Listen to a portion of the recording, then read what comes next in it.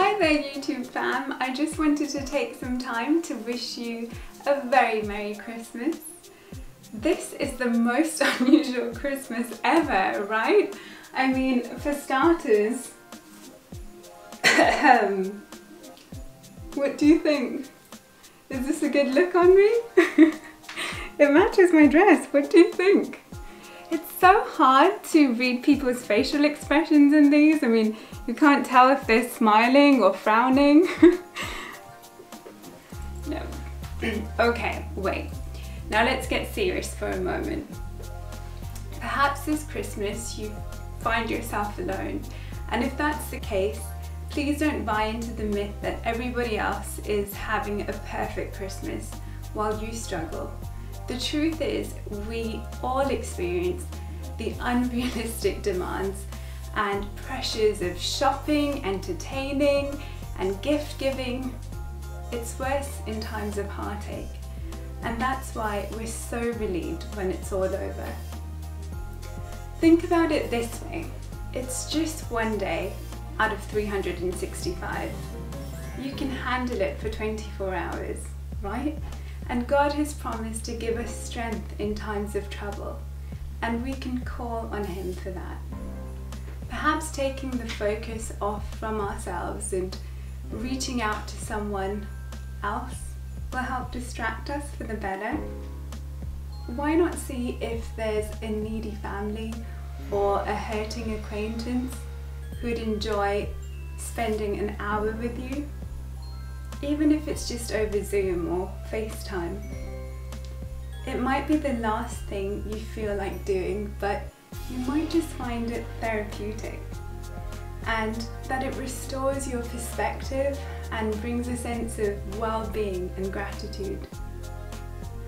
And after all said and done, why not just simply bear in mind the reason for the season, the Christ in Christmas. He was born in the humblest of settings, yet the heavens above were filled with the songs of angels.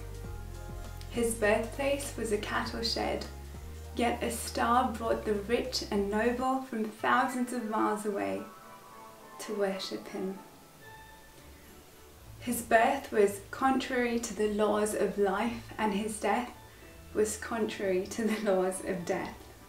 Yet no miracle is greater than his birth, his life, his death, his resurrection, and his teachings. He had no cornfields or fisheries, yet he spread a table for over 5,000 and had enough bread and fish to spare. He never stood on expensive carpeting, yet he walked on the waters and they supported him. His crucifixion was the crime of crimes, yet from God's perspective, no lesser price could have made possible our redemption. When he died, few mourned his passing, yet God hung a black cape over the sun. Those who crucified him did not tremble at what they'd done, yet the earth shook under them. Sin never touched him. Corruption could not get hold of his body. The soil that was reddened by his blood could not claim his dust. For over 3 years he preached the gospel.